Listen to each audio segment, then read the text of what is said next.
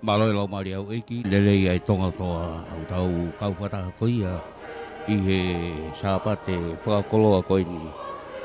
I he otmotu wanga o whaia, ai a koe whamakola o e pongpongini, ai a mau whamakola atu. Walfit koini ma e whaima, i he letio, he whoki ki e live stream. Ai Vodcom FM Broadcasting, mo e tautari whia ai tonga kotoa. I he tapo toa pe koe a tonga puni a wat koki ki he ngahi tū kui motu koe na i toke lau a e punga whanua ki e ua pe ki he whena ne ki hapai koe lola Halaevalu ki wawaulahi. He whoke hongo ni wā pe a moutou koe a i e o pe ai au tau kau whataha koe a i he pombongini mei Amerika seria pe whoki ki Ngosira. Hawaii tapo toa pe o e kolo pe tau kau whataha mo i walfit koe ni ma e whaima le tio pe ki he live stream ai Vodcom FM Broadcasting. Whamafola koia o ahoni me Falelotu Senituli o he sa spesiala tawa taina tonga i Nuku'alofa. Ai i he koe sa spesiala tawa taina tonga koe Ouau Malanga FakaKonifelenisi ai whakokoia Falelotu Senituli i he pongpongeni. Pea e kauwhatai pea mono pea mo e Lotu Fakafeta'i o e alo i koia kingi Tupou ono ai ku whakataha peia i he sāpat koni. Ko e tangata malanga ko whawhikau toke tā te wita kola i a hawea. Ko e tangata ko e wesi malanga. Ai ko e wesi malanga te uhiwa aki o ta ngata ai ngai ofa ai eiki. Ko ngotoni e whakailo ki he tau tangata mo e tau tangata e ne whai mo ni he neu pehe e hange halanga whare ka ngata ai ofa o hange ko ha mea tuu i he langi ho o tauhi lea. Ka venga ko e hui pewe mo e whakatawa taina ko e langa whare ka ngata ai ofa. Ko e kauhiwa koini te nau taraki koia ai ngahimi pea mo e whawa ai pea mo e andema ko e kau hiwaia ai wahe kolofo'ou. Pea ko e whaihiwa ko Rocky maka tōtaha.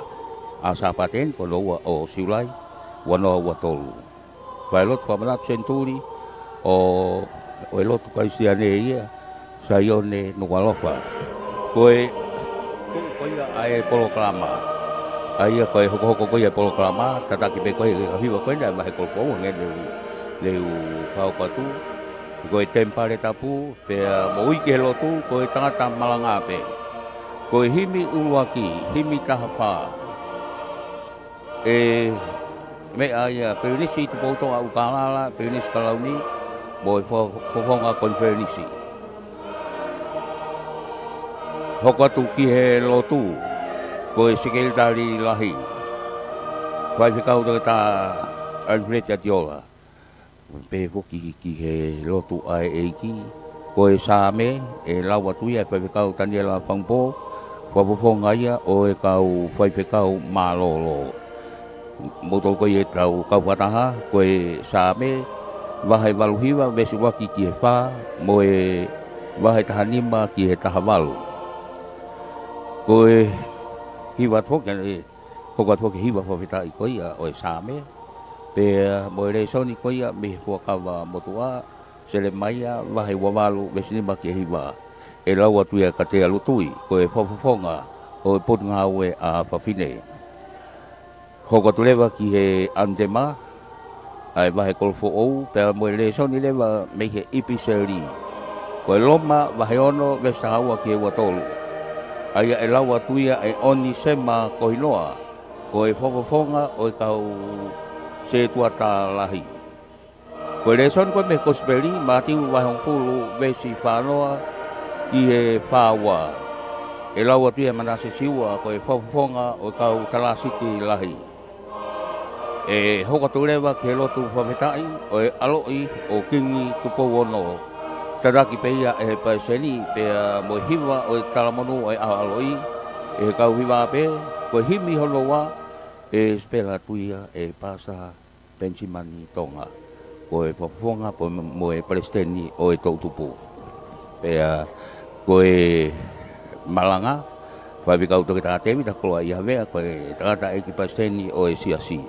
Pea pe foki ki he Lotu Fakamanatu o e kau pekia e tata ki pe he Palestini mo himi fausi e lawa tuia e Fakafeta'i te vita fatumea moa.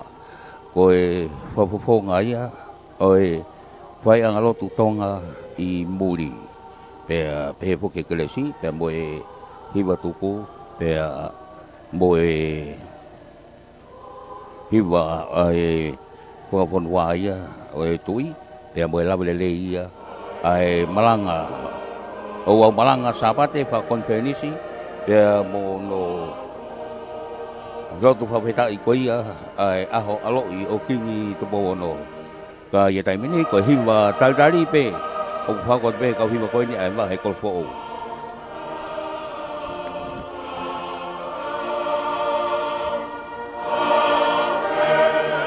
Ko ia ku o sihe ni hoki ai kau hoiki no pere pe hoki ki he kau whakapoponga konferenisi pea ko whatonga iatu lawa bai mo kau whilimui o ku nau kau ki he whehui ko ia ki he kalaunia misa ilala o wanoa watolu wanoa wapā. Pe hoki ki he kau whakapoponga ko ia o ngahi kau tau ko ia mo kau whakapoponga ngahi pure anga muri pe hoki ki nau tolu mei he ngahi whakalunga kau taki lotu o ngahi siasi ko ia i Tongan. Mo ki nau tolu pe oku nau kau wataha i he Ouau maranga sapate FakaKonifelenisi o wanoa wa tolu wanoa wa tolu ia siasu Eliana tawataina Tonga Falelotu Senituli i Nuku'alofa. O ia mo e whatauanga pe oku tau kau wataha i he Ouau ko ia o e ahoni.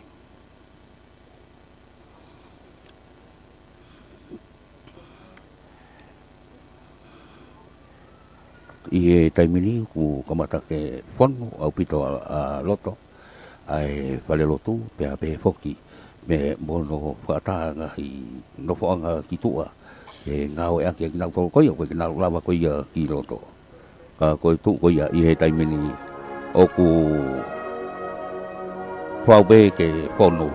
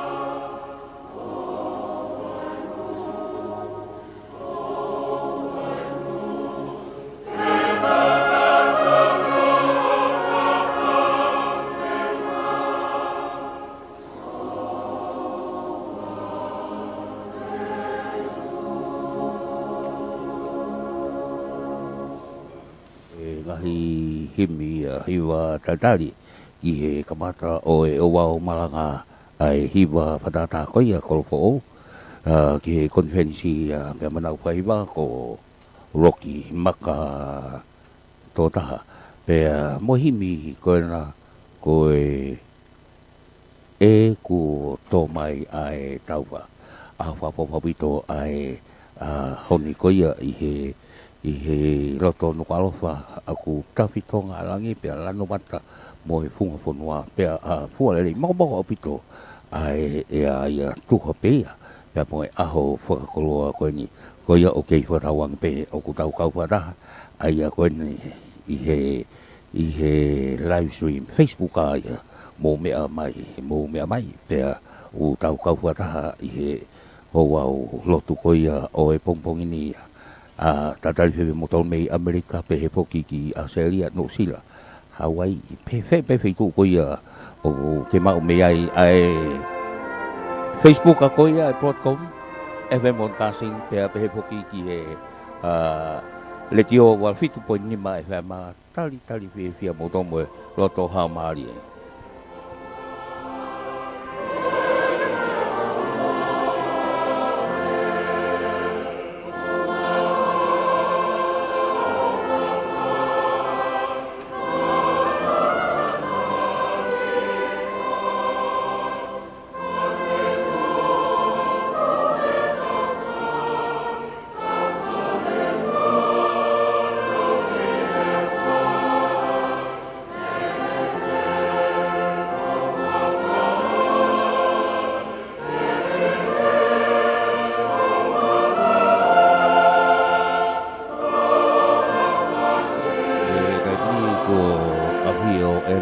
Afio i e Falelotu Senituli pe he poki au tau koia o tokoni ki he Ouau Malanga koia o e pongpongini pe he poki ki he tōtaha Malanga teu koia ki he Ouau Malanga koia o e pongpongini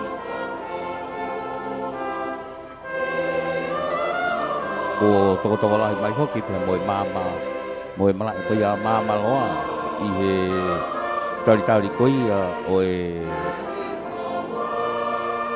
konferensi ai a koe wahenga kolomotu ai nau tōria o koe tali koia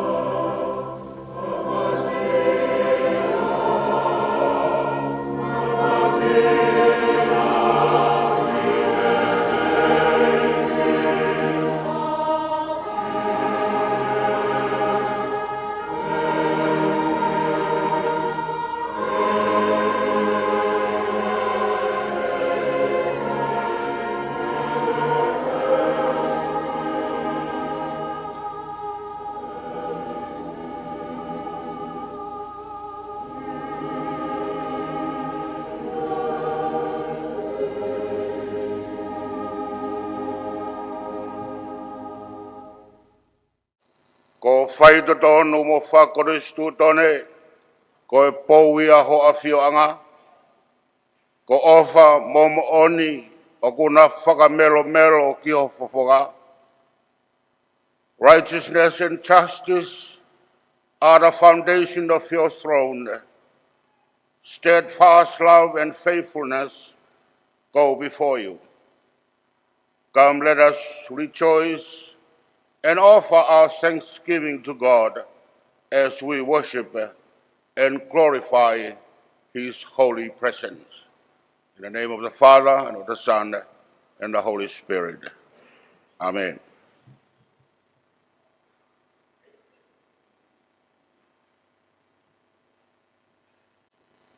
Ulak himi, himi, fika tafa, ngai himi tanak fo, o kore pe ki ulawat, ai ulak besi, kai hiva ho ko mai, Nuku'alofa. Fakafeta'i he langi, he ho kulau marie, ko ke hui, ke moui, ko hai nai ke tatai. Hiva fia, ke Tuita puha.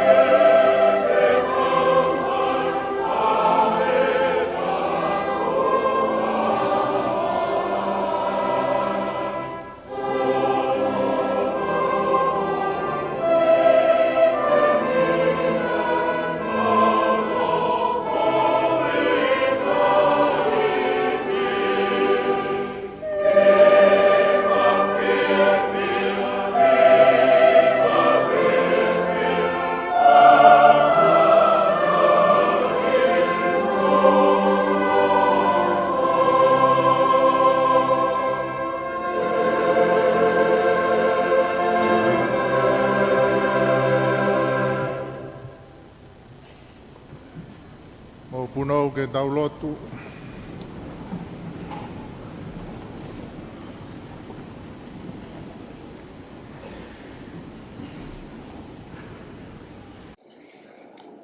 E ki Jehova ko mau o tua,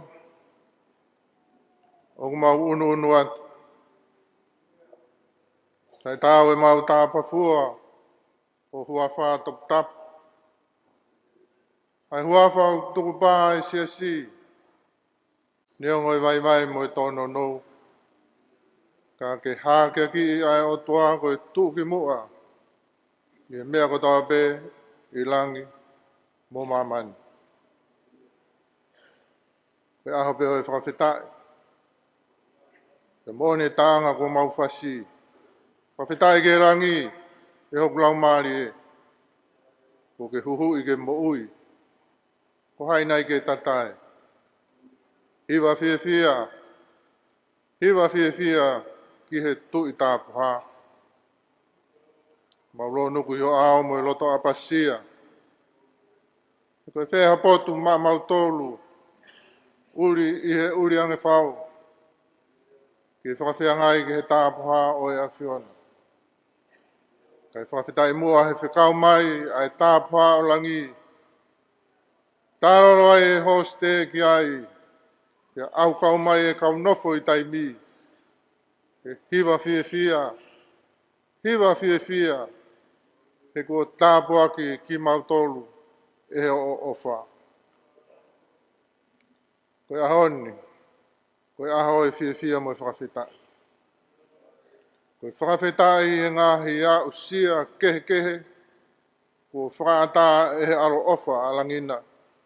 Ke inasi ai aho kakai. Koe sapat FakaKonifelenisi eni. O no hiwa ngofulu mā hiwa tau. O e whanonga mai ai konferensi. Whakawheta'i e maukau ai. Mo wau sia amana ki Fakamanatu Aho alo i ho mau hau. Tupou ono koe tui o Tonga. Hai haloto e tai fia fia. Ka koe ngāhi a usia be. I he ofa ai a whiona. Koe mau whelonga ki mo mau ngāhi kau ngā pirikimi. I he o Tonga mo i o Murina. Piri ha wā i taimina e whakatapu tapu i ai. E hara whanonga ai mau whelonga ki. Koe a usia koe a. Koe fia fia mo i kota tāpua. O kau mai a honi. Ai o mau ngahi kupuna e whakafofonga i e whanua. I he mā i moa a ka pulu koe te au ene e tau kono. O me mā i moa koe ia ke fia fia ai. E uloki kehe kehe ka koe whare pē taha. O ku mau hao kotoa pē ki ai. We are grateful that we can gather together here with members of the diplomatic missions and our distinguished invited guests from overseas conferences. We thank you, Lord. We come together to you to worship together and have fellowship. Koe whungani o e au sia ko whaantahe a whiono ke mau inasi ai. Ko mau huhu i pia mo mau whakatau a taina. Pia whenā pasi pe ia mo i uki o whai e sia si. Ke whakapapau i koe lotu. O mau mau ai ko mau huhu i mo mau whakatau a taina. O kui kai koe lotu koe whakamafasia mo i whakapopula. Ka koe uhiu tokonaki e he a whiona. Ha huhu i mua tau a taina ma aho kakai. Eiki oa nā tūke mau hala. Mau tōhe tāpua ki koe ia. Mone apostolo ia weipāe anga hala mo i lau maari e he mau mo ui. Toko nake anga hala koe auha. Ka koe mea ofa. Ai a whiona koe mo ui tai ngata tu ia Sisu Christ. Eiki tāpua ki mai e koloa ko toko nake tangatai ki presidenti maho siasi. He ku mau tui mo whalala. Ko toko naki e he ofa. Pia mo e mooni ai a whiona. Ha whare tae ngata, koe whare malu, koe whare huwhanga ki ho kakai. Ke te mau hao kotoa bea i taimi. Ko mau tua meri kotoa ki i tāniki. Koe lotu mo e hui au mau whai atu. I he wafa peo Sisu Christ koho alo. Ka koho mau huhui. Whakatau a taina mo whakamo ui. Amen.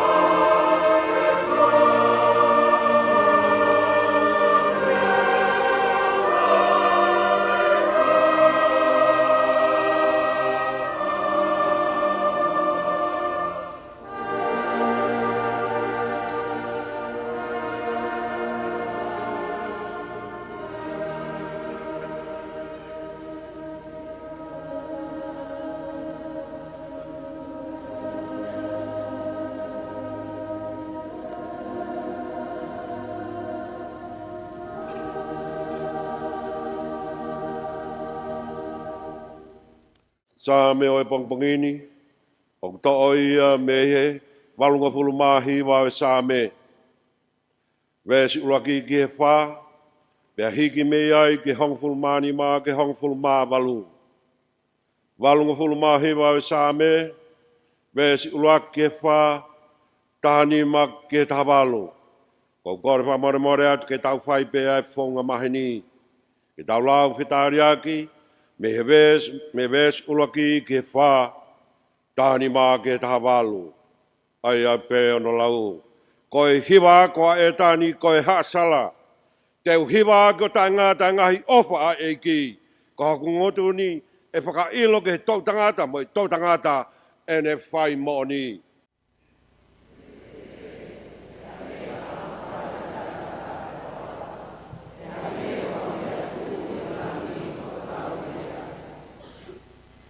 Kua whai komnani te moia kua whiri, kua whuakawa ka tewe ta koe ku tāmai o eiki.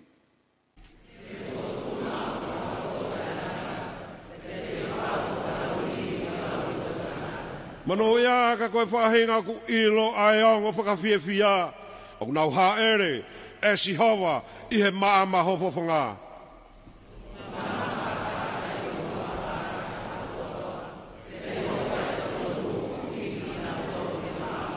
He koe manu meri e ko nau iwi aho afio, bea iho tokanga mai ko ke whakamaalunga ho mau nifo. He o ku o si hawa ho mau whakau, bea o e tāpu ha o isileri ho mau hau.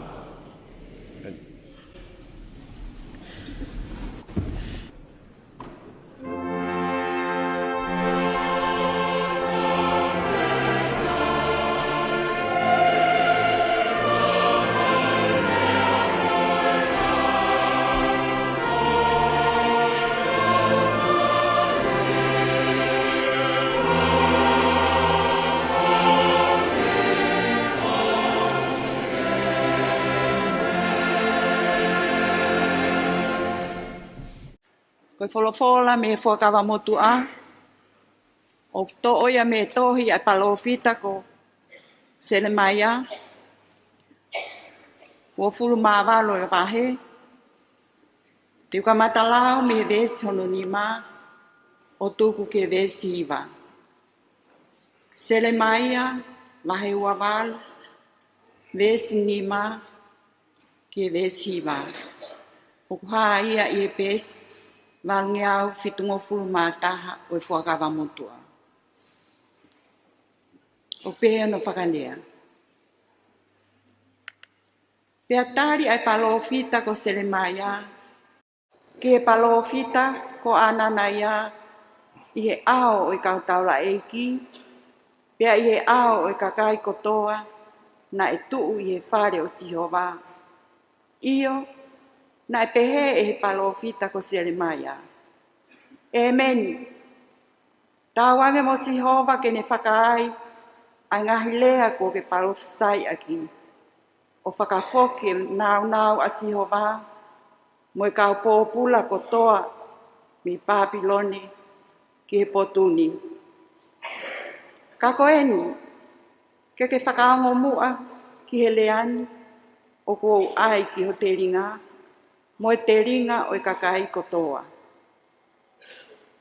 Koe kau palofita na e holo mua ia te au mo koe. Talu mei mua na nau whai e nau palofisai ki he ngai whonua lahi. Pea ki he ngai pule anga maa o lunga. O lau ki he tau, mo e kovi, mo e mahaki whakaauha. Ka iha palofita o palofisai ki he merino. Ka toki hokosia ai lea ai palofita ko ia. Pea mahino ai, koe palofita ia, ko whekau mo oni, mai e Sihova. Amen. Makanesi tawataha mo e kauhiwa, whatataha e wahenga kolofo'o, ma i moa e maopa, whas mo e Tungi.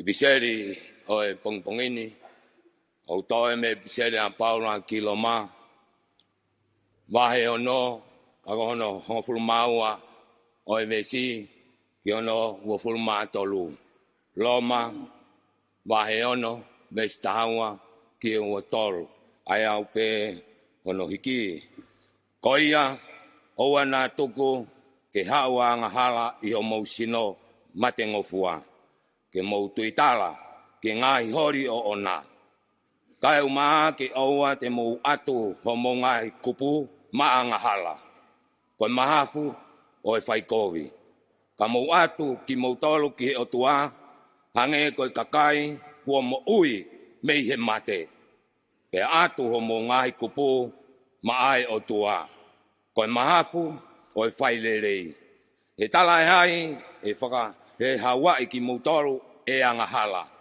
e kui kai te mo nofo ki a lao ka ki a keresi pe a fefe ai o ngofua ke tau whai anga hala koa ko e uhi o kui kai te tau nofo ki lao ka ki a keresi o more ke mamao I kai o mo ilo ka mo ka atu ki mo tolu ki taha ko e kau tama o eki ke talangofua ki a te ia pea ko kau tama o eki lewa ki mo tolu ki a te ia o mo talangofua ki ai pe ko kau tama o eki a ngahala o iku ki he mate pe ko kau tama o eki a fai talangofua o iku ki he mauni oni pea ko eni Fakafeta'i ki o tua neongo na mo nofo mua ko kau tama o eki a ngahala ka na mo talangofua fie talangofua ki e whahinga ako naki na e toku ki ate ki mo tolu ki ai pea I e whakatau ata aina ki mo tolu me a ngahala na e whakapopula ki mo tolu ki a mauni oni ko sia kulea whaka e tangata pe ia ko mea I e vai o mo kakano kono uhinga hangena mo atu ho mo ngahi kupu ki a ngā uri mo malaki lao ko kau tama o eki ke ngaue ke malaki lao pe ke mo atu eni ho mo ngahi kupu ki a mauni oni ko kau tama o eki ke ngaue ke hawa seuke lolotonga na mo nofo ko kau tama o eki a ngahala na mo tawataina me a mauni oni pe ko ha tu hafua na mo mau I e taimi ko ia me ngahi mea koia o mo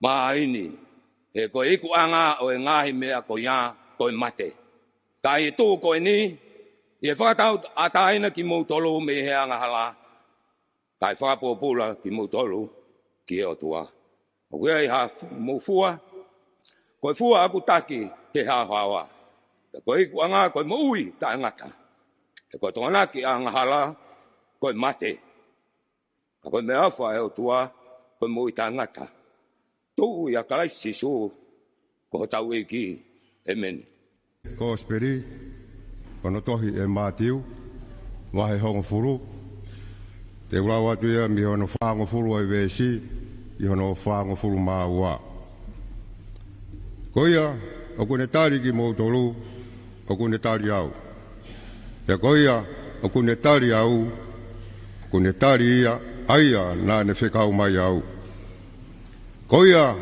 o kune tari ha palofita ko e uhipe ko ene palofita tene mau ai to tongi whakapalofita e ko ia o kune tari ha tangata lotu ko e uhipe ko ene lotu tene mau pe ai to tongi o hatangata lotu io ko ia tene ange hainu ki hataha isi whanauni ko uhipe ko hatokotaha ia I heku kaua ko neongo pe koe huawai momoko pe ko awe o ko talatu e kai abito more ene totongi a ana Ngata ngaia, ngai fola, mai ngau e anga e pongpongini. E taimini e hoka tulewa ke Lotu Fakafeta'i. Ke koe kroa o Tonga, ko toi tāpua ke o tua Ene Afio, kia toi tauata. No whakala koe whie ia, te mono o wha. Troa te e o Afio, King Tupou, au hapai atu ai whia, mo tāmanu, mo Lotu, ai siasi, moho kakai. E hoko si ai ahon. Aho benia nai poloi. Te neongo nai hange o kupuri. Kana whakai behe o tua, e ngahi tala o wha, ki e whare o Tupou mo Tonga. Pea hoko e kuonga hono no, e matai koloa wharangi. Nai teu behe ki ai. Ko takoni e nai wholofora, ki e mea e tolu. Ko e tui, ko e tau kupos hova, ki e tataki e kakai hono pureanga. Ke malui FakaKonifelenisi tone ai kakai vai. Ke whakatupulelei, ke tawhiat, ke ngahi mounga lalahi, mo ngahi mounga sii. Ka i whunga, koe mao ni o nei o tua. Koe mau whia ai, e o moni, maloho tatak, maloho malui, ke maloho whakatupulelei, batonga, ke mau lawe ai. Ko mau tala monua, Tupou. Tawangi alo ofa doa maaf mafi o hoko atu whakamunuia. Peke tolonga o tae ngata e taloni o Tonga. Me whare o Tupou. Te iho pure ke to uluai ai merino. Pea fuanga fuhi. Ai ngahi manuia ko toa iho kuonga. Ka maho ngahi mai moa. O whakamunuia ho aho e ahon. Boho kuonga o Tupouto'a. Pea ke tau piri mai ai pe ene alo o wha ki a Fiona. E a Fio ma ofat. O ma ofat koho kakai. Pea ke Lotu pe a Wesleyan mga siasi. Whainga maari e ko toa pe. Ke moni tonu ai a Fiona. Ia ngahi tau lah. Ie kaha una. O pea mau whia. Mai mau tala munu. E tau whai ai Lotu Fakafeta'i. Hiria e whai kau hiwa e tau tala munu. E tau whai e tau himi hono wa. Ko e tau Lotu ia ma Tupou. Ke tau Lotu. E o tua lelei. Ai a Fiona ko sāpauti. Ko e erioni ke taloni o Tonga. Taimi koe nā ke tala whakawisoni ki ho kau pere. Ta ke whora mai. Ko hiri whaki a iwi ta koni ki ha mafi. Ko haki a ki a hako koe huri tap. Te ko pani lolo ia. Koe lolo e hoi fuata ngat. Koe hao no mau lau kau he mau iro. Au pehea taloni o Tonga. Koe pere nai whiri. Koe mafi. Koe huri tapu. Pea koe pani. Pea koe pani he lolo o hoi fua e a Fiona. Fakafeta'i o ke tūla hao ke taloni o Tupou i o mau kuonga. Kai maano ngahi tāpuak whalangi. E mau Fakafeta'i atu ke i moko e a Fiona. Ki e tuku whakaholo ho mau wharehau. E koe inas tāpu ia maho tamai eiki ko King Tupou. Ke tāpuak mai ho tamai eiki pia hoke te ia ho mafi. Ke lāko i whiolelei mo wholoa. Tūkene mau keres me a Fiona ke whiawa ki ngahi amanaki. Ka maa ene Lotu mo ene tui ki a Fiona. Ke ne mau I hono amui ai mo I tangata. Ke ho ke te ho rau mari e. Ke whakroa ki haiwi mo mawhai. Ke whakakau ane tōtō ni ohi ko whatua mono kakai. Fuak me rangi ho mama ke te ia. Ke hulhulu hono whinangaro. Ke huelo me te ia e fia whaita niti. Oe koin pa moe kaha. Hara mai koe lupe o whakia.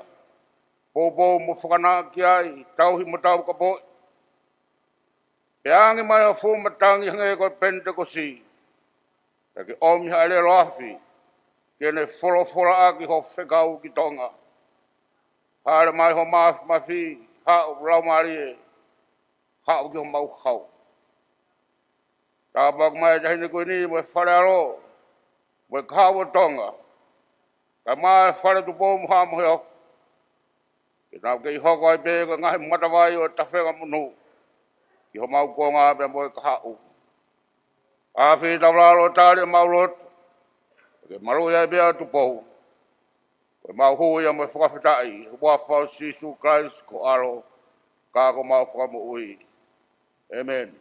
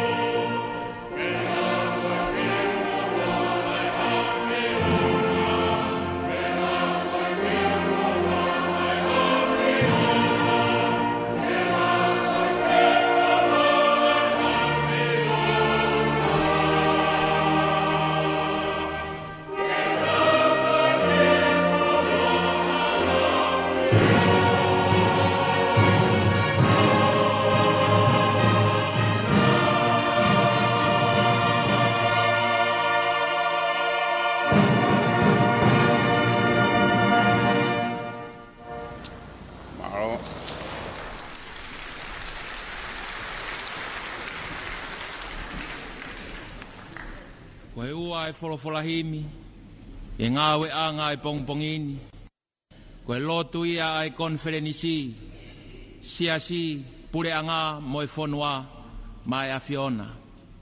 Koe tolunge au hiva ngofulu e himi, tolu hiva noa, o mea ke tau hiva. E o toa mafi, poto pe ao niu, to ia universi, hau pe o e ngai hau, e sihova, mea mai e mau punou, ke tari e mau lotu, o malu ia Tupou.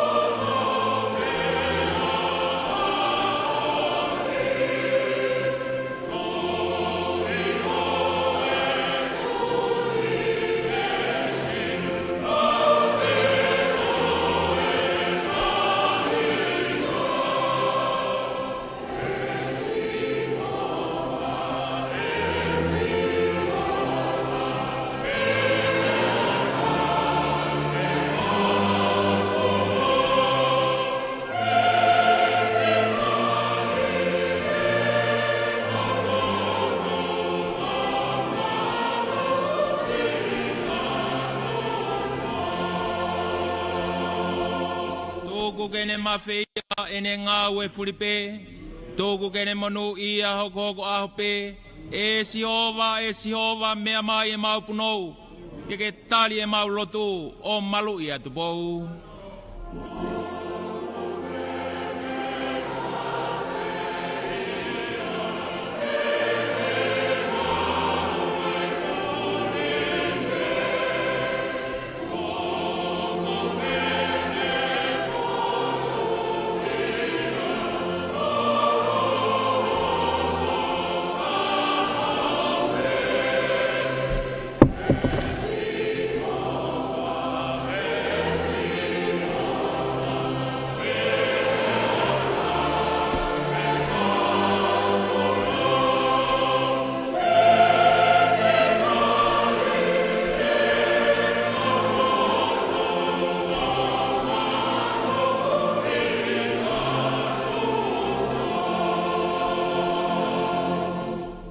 hono ngai whiri ke mo vete vete pe.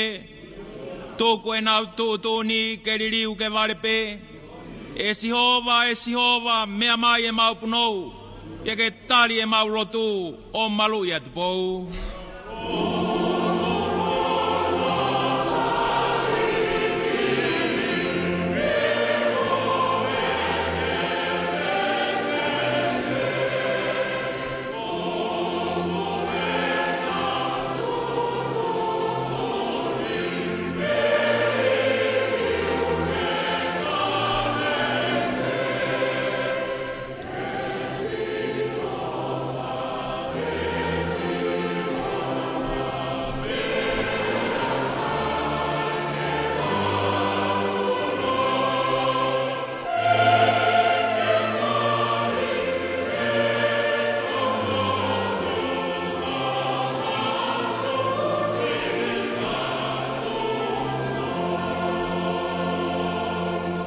Eiki ai ke fuoloa, ange mohanga ita.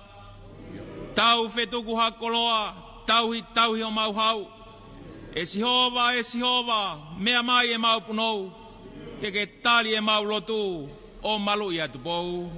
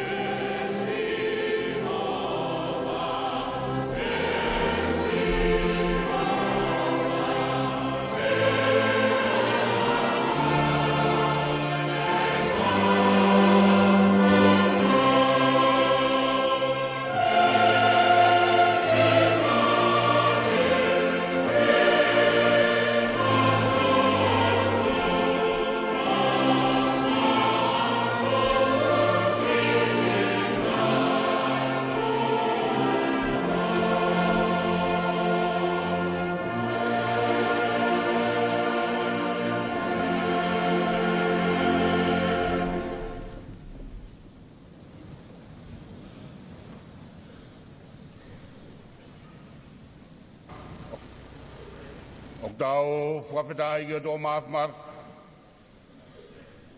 E tau iro be tau tui o Ene Afio Tama Lotu ngā. E kei whakakakato e ngā he tala o whāko I Manuel.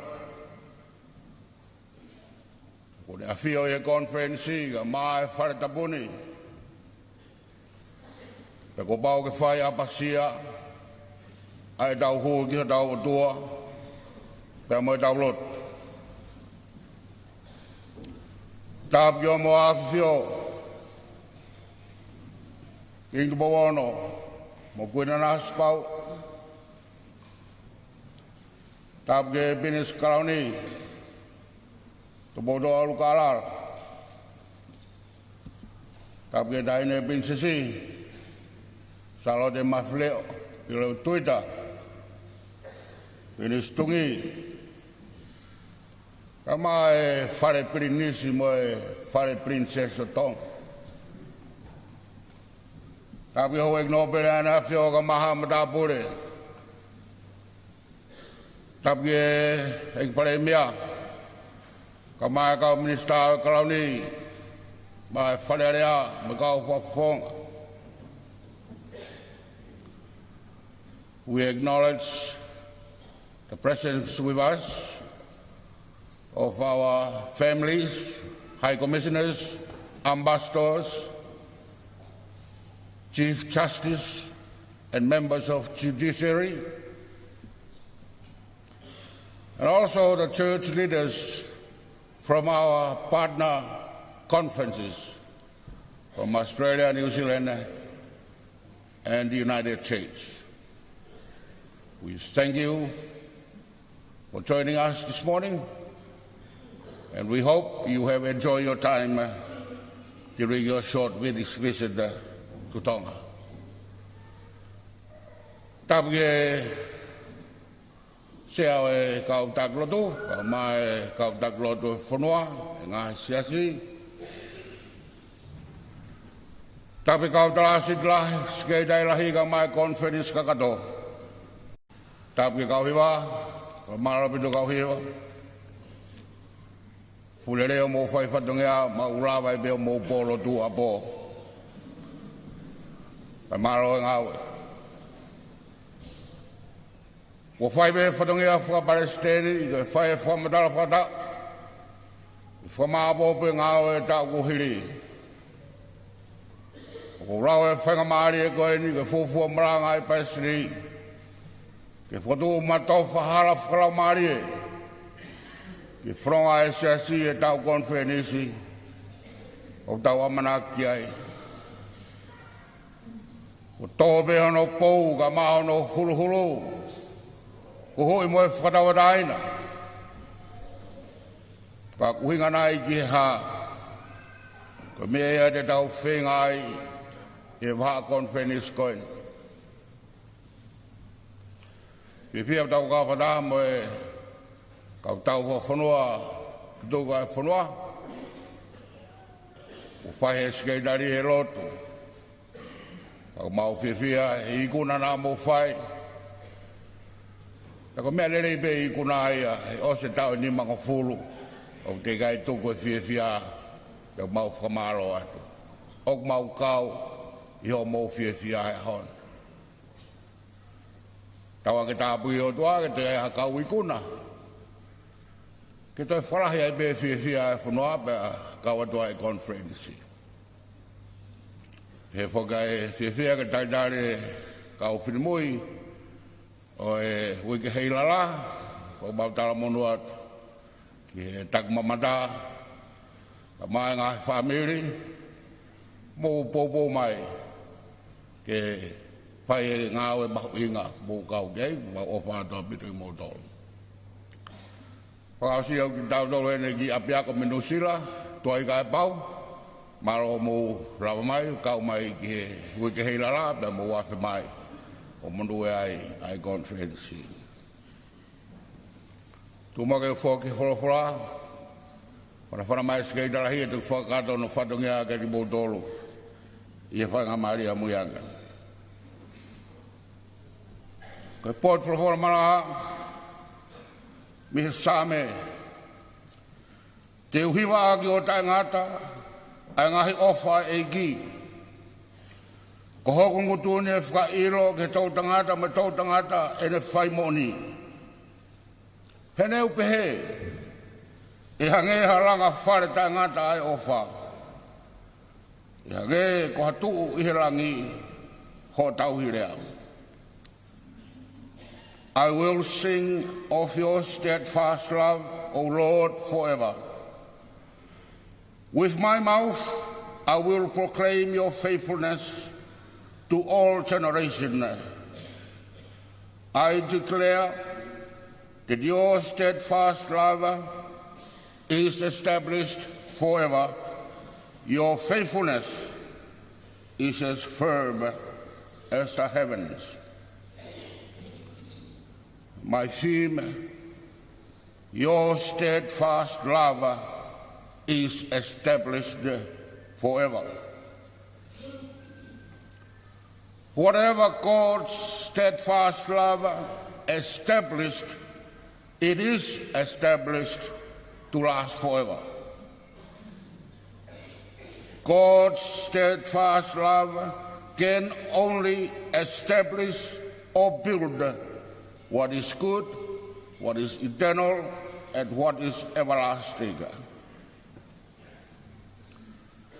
The psalmist here praises the dynasty of David because it was built through and by steadfast love. And as such, it was destined to last forever. That confirms God's holiness, God's greatness, ever-living and everlasting God.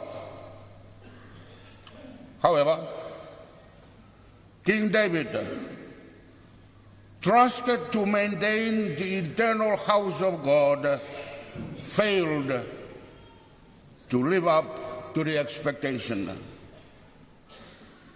The king of Babylon brought down the house of David, and God's eternal building destroyed, and let us shift from David and Israel to the Son of Man and the kingdom of heaven.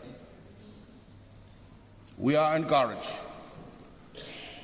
Do not take for granted that we are God's chosen and internal buildings. Do not take for granted that the covenant of Tupou I at Powono with God will save us forever. If we do not repent and turn away from our sins, we will be crushed to ashes. God can allow our Babylon to bring us to our knees and humble before our God.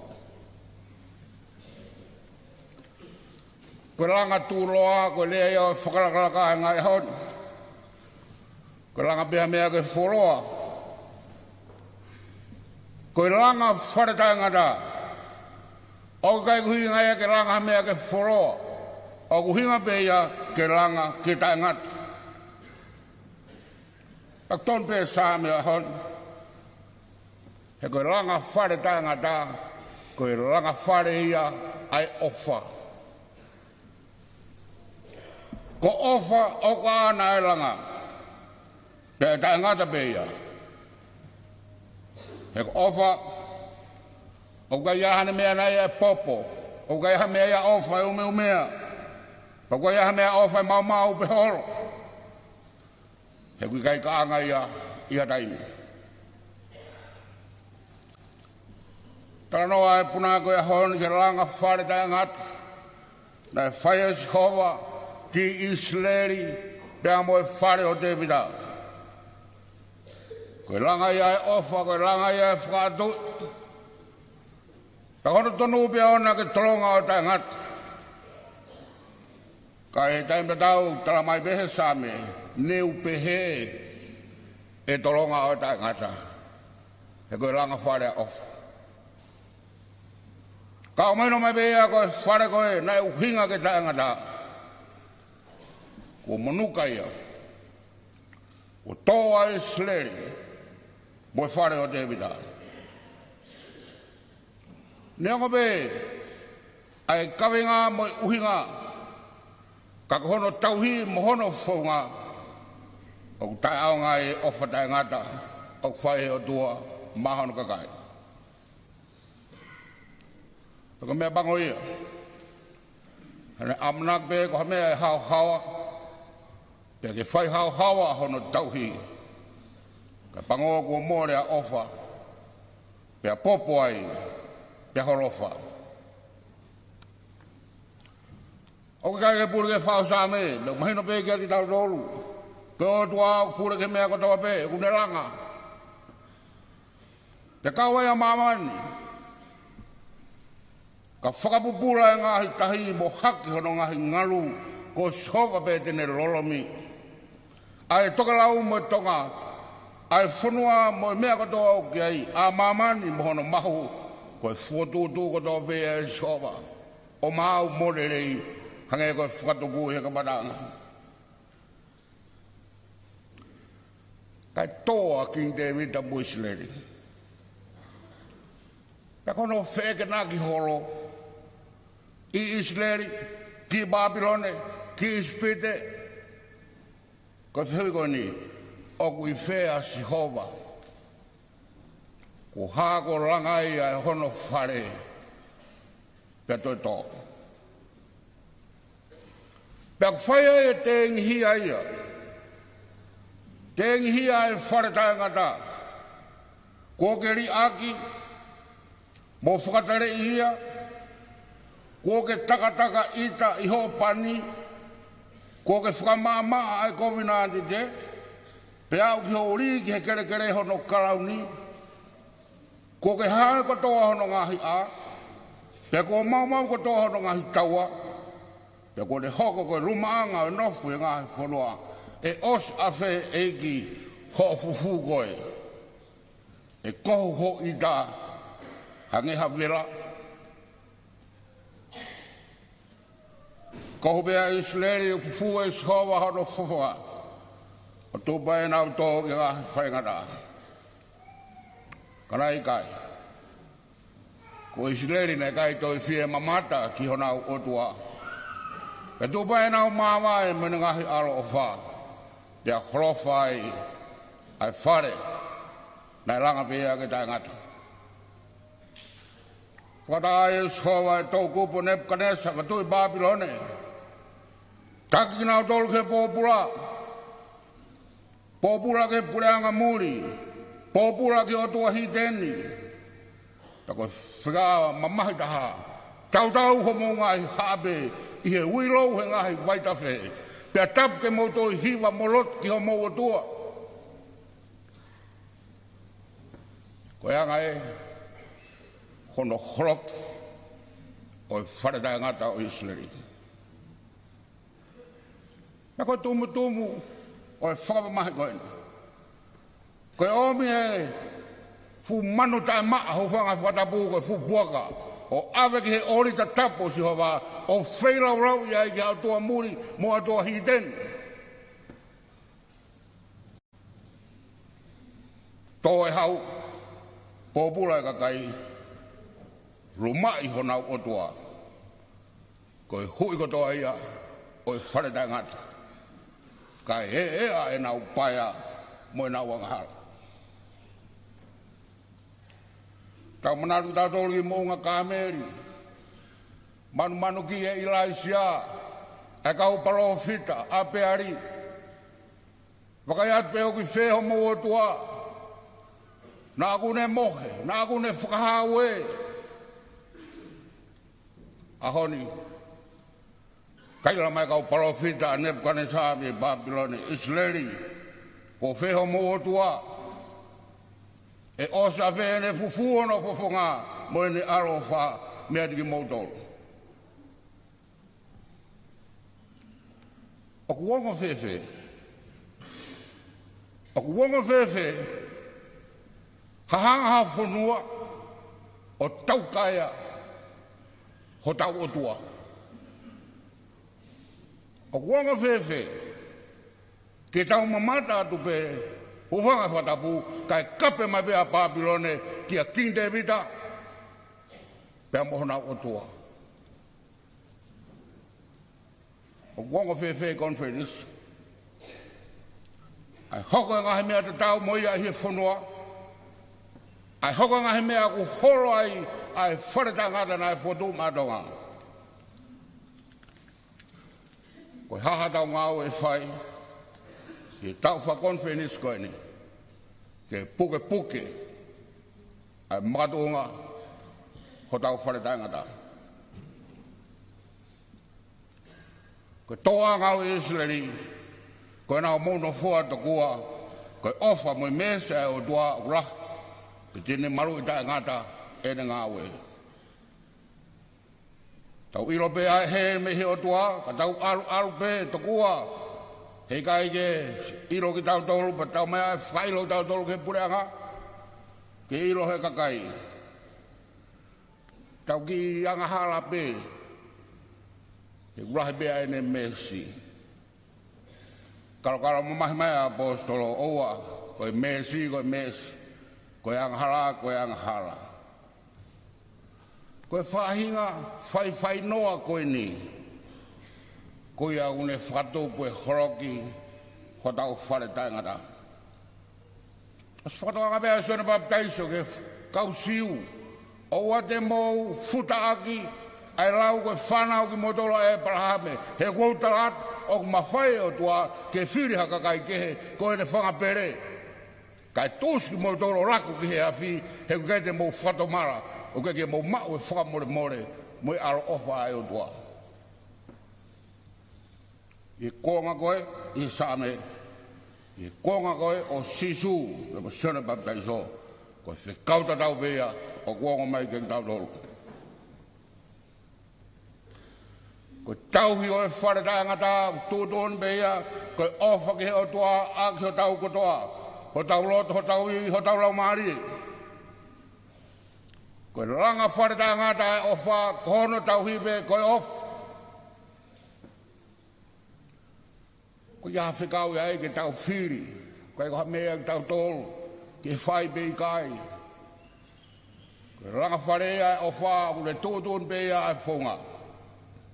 Da ko whikau bea. Ko whangata lai tau tau tauhi whare tangata ngai honi. Kono tauhi aki ai vai ua. Tauhi vai ua. Kai ke kakat. Ko tauhi vai ua ko e lotu whakawhie maari.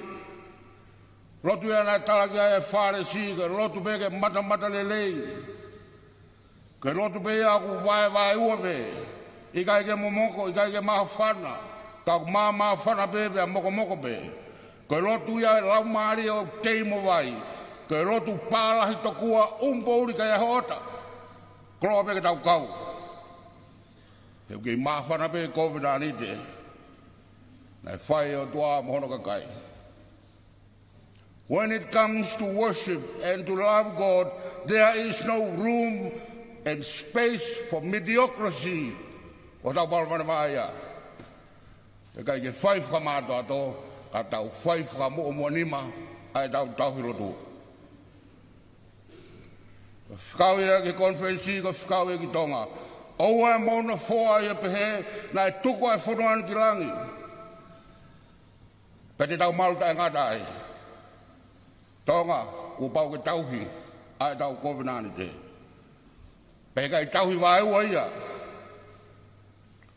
Ku pau ke tauhi kakato. Tau fia lotu tae toka i oi o tua. Tau fia lotu vai ua. Heku ka lotu vai ua, nā moha haipu vai momoko he kai pe fia wai. Ai nau fia ma, ke tau tau ngahe whatu kia. E whai atu pe whakawhie maari e tau lotu. Pe tau tō ke whangata kurahi ange, koe lotu whakahoho lotu. Koe lotu ia kurahi taha no whai he siasi, pe whai he whunua me kure anga, ai lotu whakahoho loto. Whai kofua pe, koloa pe ke lava. Tuke moni ia mo tatonu. Tau hio tau waa whakasosiare, heu tau i mamana. Toku ako ngari poto ia, ai ngari lelei ki he tangata. Tuku ia he koe anga hala ia. O taha pe tunga whalotu i he Wesleyan koe lotu whehui.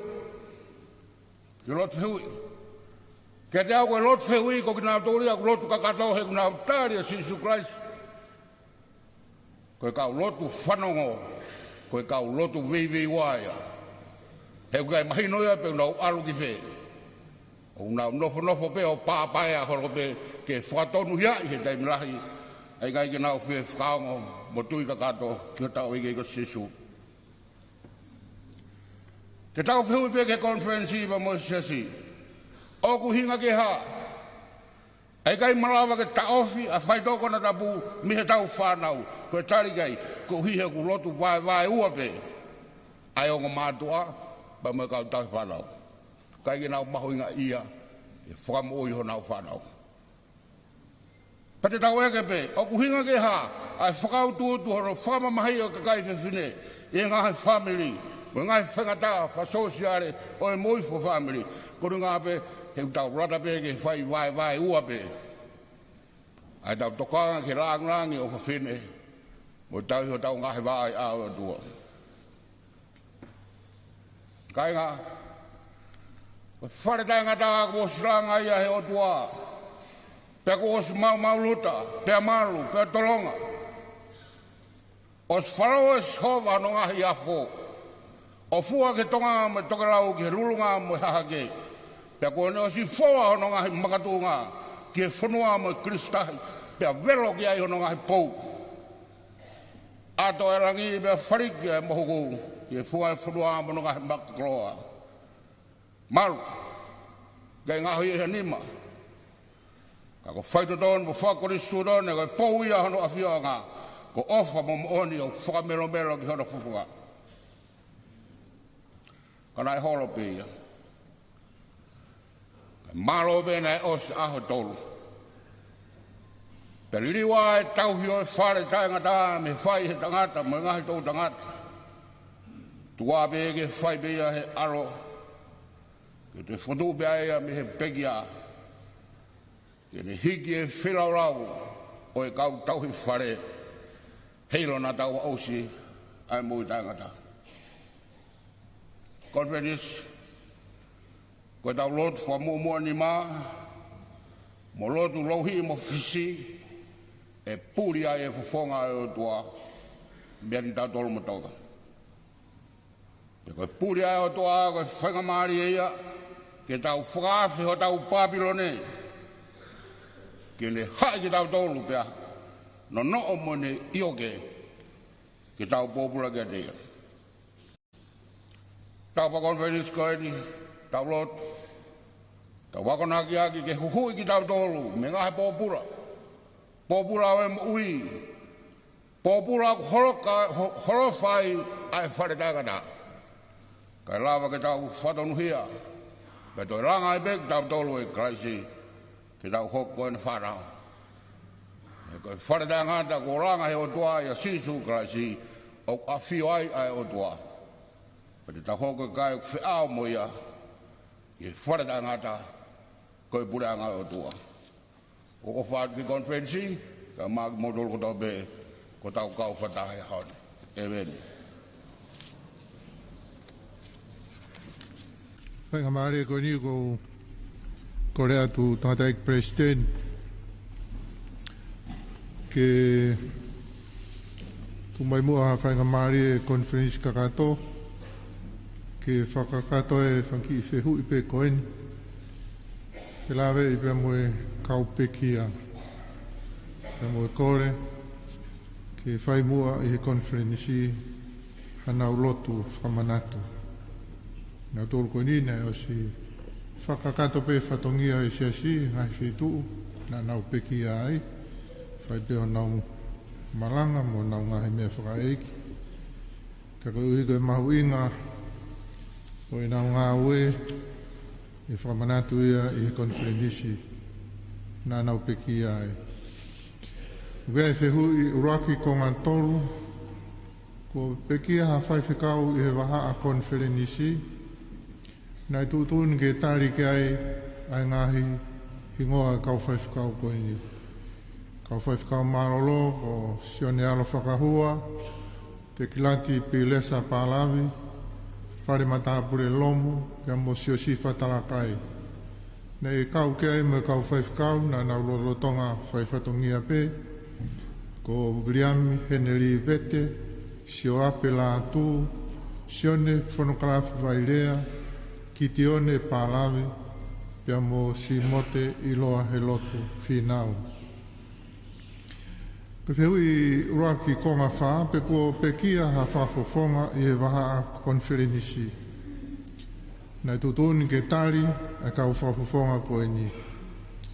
Ko se ini filiai, ko alisi pone fotu, li poi matangi moala, te vita suli paongo, toke tā te vita wakasiuola, pia mo se mistako. Whiui uraki ko ngā nima. Pe kua pekia ha se tuata FakaKonifelenisi i e waha au konferenisi. Nai tutun ke tari se tuata FakaKonifelenisi koen ko pekia ko testimoni havea. Whiui uraki ko ngā ono. Pe kua pekia ha whai ako siasi i e waha a konferenisi. Nai tutun ke tari ai ngahi hingoa koe ni. Samuela Fungarei, o hiwa taufa vai o mounga, unaroto pāhulu a lofi, Luisa vea matahau, Luciane silatolu mafi, Limiteti hamala kupu, La Viena veili aholelei pone, te vita toafa, ane Emma Filipe, sione Felisika teu, pia mo samani hakau motu.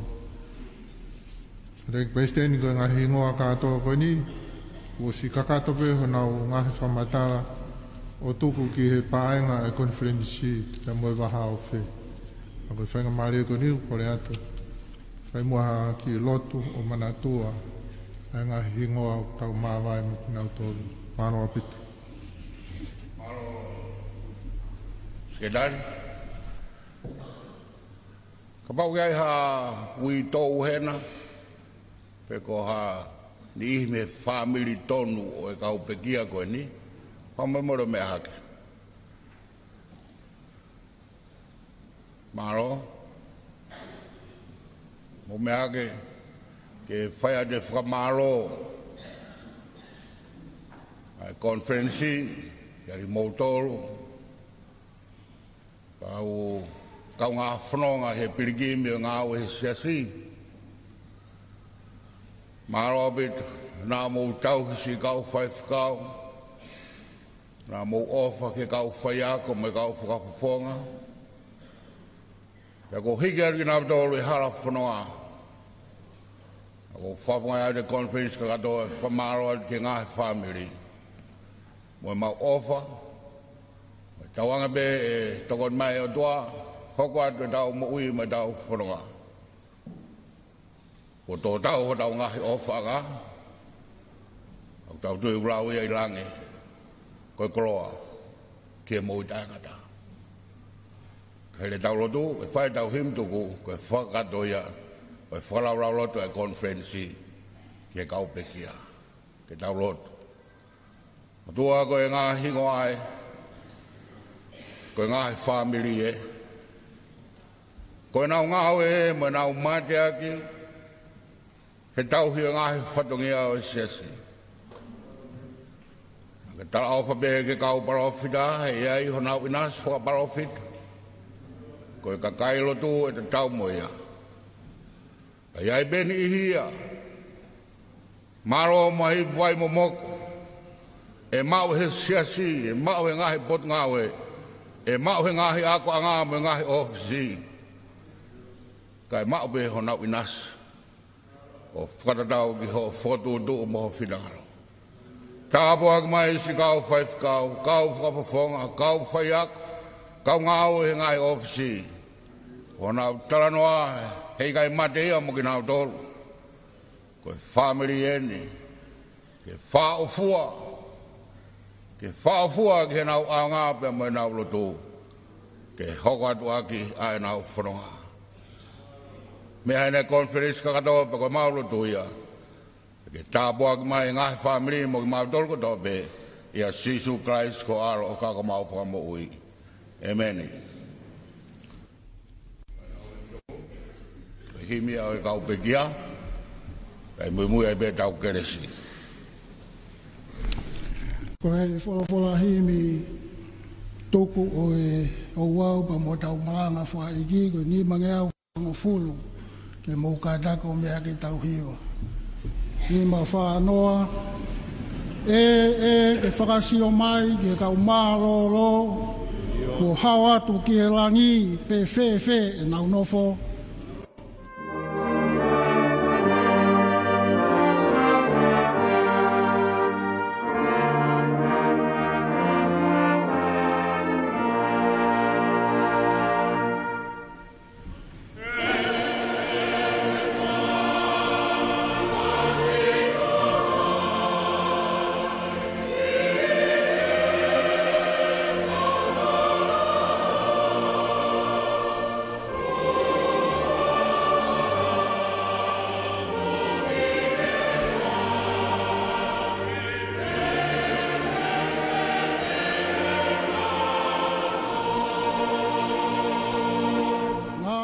Kuna i ha pea nau tari mai, ko i tā ne ta whea, ko iwi o lami.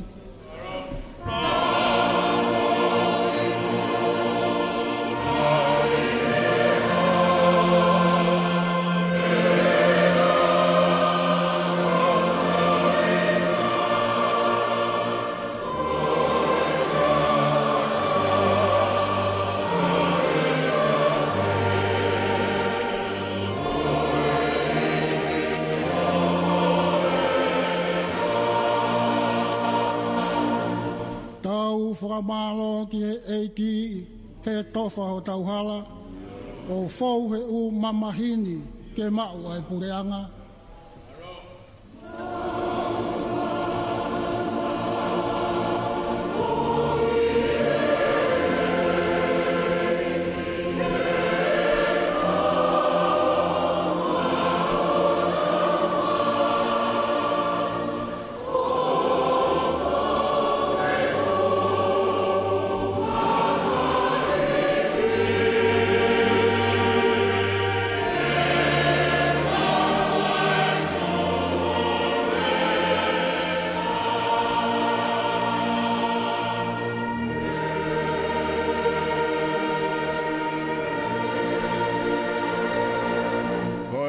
Sai gigo sisu Christ mo frahe tua ka tau tamai ko fio hilau mari maonyo ni kia tau tol ko topi ya o ta ngata. Amen.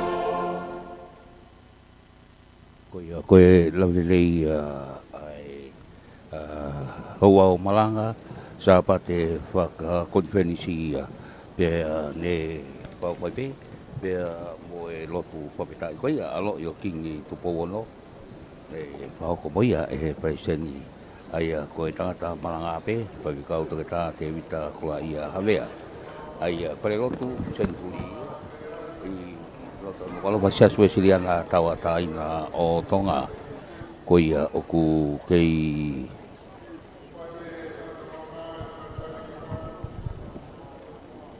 ki tau tolu ko tau lava mai ke whakamonu e koloa sapat FakaKonifelenisi ki mga fulmahi wa kai mui at pe mua e whakamaro koe ni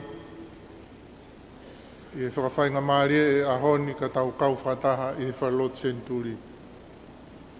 Kawene he malanga toko lahi taha, whonu hake Falelotu Senituli, ta tabenga ino whaahai ahoni.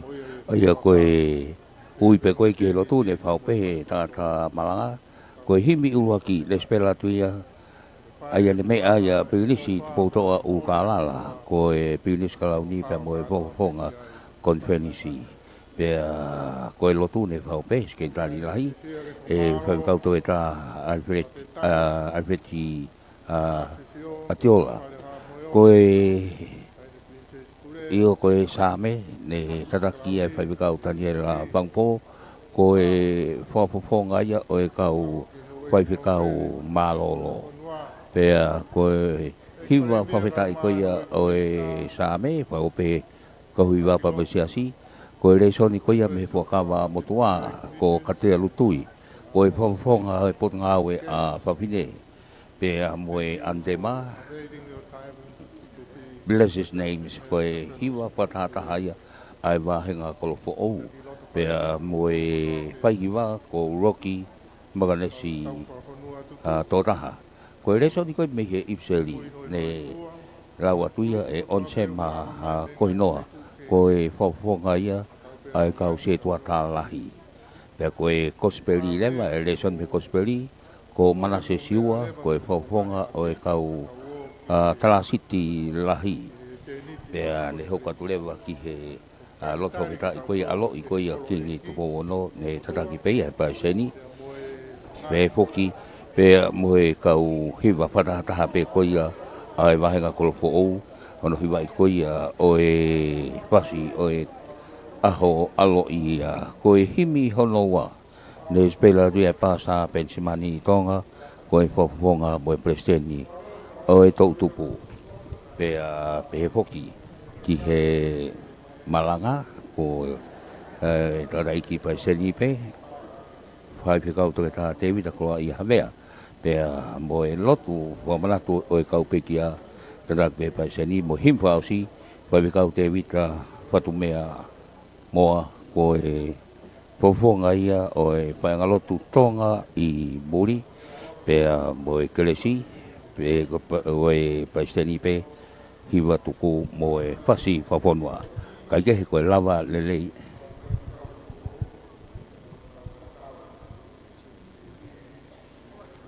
koe lava lelei ai whamafola koia i he letio pea pehepo ki he Facebook a koia ai Broadcom FM Broadcasting kai mehi Falelotu Senitulia kai whafonga e pe kau pai patongia mehi he live stream albate kisina junior pehepo ki Pilia paia pe mo Fuatarevu tuifua pe bevoki me heletio aia ko mesake pamokioa kwau anolo manu malo vito mo mea mai ka mo mea kai atu he ka